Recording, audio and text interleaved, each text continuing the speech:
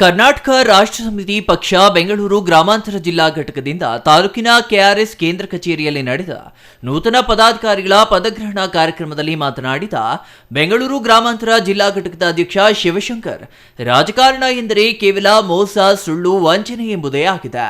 ಈ ದೃಷ್ಟಿಕೋನ ಬದಲಿಸಬೇಕೆಂಬ ಮುಖ್ಯ ಉದ್ದೇಶದಿಂದ ಕೆಆರ್ಎಸ್ ಪಕ್ಷ ಕಾರ್ಯನಿರ್ವಹಿಸುತ್ತಿದೆ. ಈಗಾಗಲೇ ಪಕ್ಷದ ಶಕ್ತಿ ಏನೆಂಬುದು ರಾಜ್ಯದ ಉದ್ದಗಲಕ್ಕೂ ತಿಳಿದಿದೆ ಎಂದರು.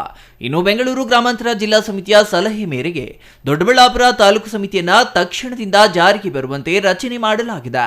ತಾಲೂಕು ಸಮಿತಿಯ ಕಾಲಾವಧಿ 3 ವರ್ಷ ಅಥವಾ ಜಿಲ್ಲಾ ಕಾರ್ಯಕಾರಿ ಸಮಿತಿಯ ವಿಶ್ವಾಸ ಇರುವ ತನಕ ಆಗಿರುತ್ತದೆ. ನಮ್ಮ ಕನಸು ಭ್ರಷ್ಟಾಚಾರ ರಹಿತ ಸಮಾಜ. ಈ ಕನಸನ್ನ ನನಸು ಮಾಡುವ ನಿಟ್ಟಿನಲ್ಲಿ ನೂತನ ಪದಾಧಿಕಾರಿಗಳು ಶ್ರಮಿಸಲಿ ಎಂಬುದೇ ಆಶಯ ಎಂದರು. ನಮ್ಮ ಮುಖ್ಯ ಉದ್ದೇಶ ಸಮಾಜದಲ್ಲಿ ಸ್ವಚ್ಛ, ಪ್ರಾಮಾಣಿಕ, ಭ್ರಷ್ಟಾಚಾರ ರಹಿತ ರಾಜಕಾರಣ ತರ್ತಕ್ಕಂಥದ್ದು. ಈಗ ಹಾಲಿ ಇರ್ತಕ್ಕಂಥ ಈ ಲೂಟಿಕೋರ ರಾಜಕಾರಣಿಗಳನ್ನು ಸಮಾಜದಿಂದ ಆಚೆ ತಳ್ಳಿ ಪ್ರಾಮಾಣಿಕರು ರಾಜಕಾರಣಕ್ಕೆ ಬರಬೇಕು ಅನ್ನೋದು ನಮ್ಮ ಕೆಆರ್ಎಸ್ ಪಕ್ಷದ ಧ್ಯೇಯ.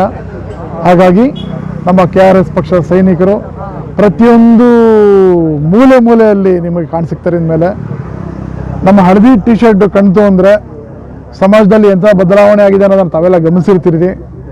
ಇನ್ನು ಮುಂದಕ್ಕೆ ಸಾಕಷ್ಟು ಜನ ನಮ್ಮ ಹಳದಿ ಸೈನ್ಯ ಇನ್ನೂ ಹೆಚ್ಚಾಗುತ್ತೆ. ನಮ್ಮ ಕರ್ನಾಟಕ ರಾಜ್ಯದಲ್ಲಿ ಒಂದು ಪ್ರಾಮಾಣಿಕ ರಾಜಕಾರಣ ಬರುತ್ತೆ ಅಂತ ಆಸೆ ಪಡ್ತೀನಿ sir. Mahesh, CTV news, Doddaballapura.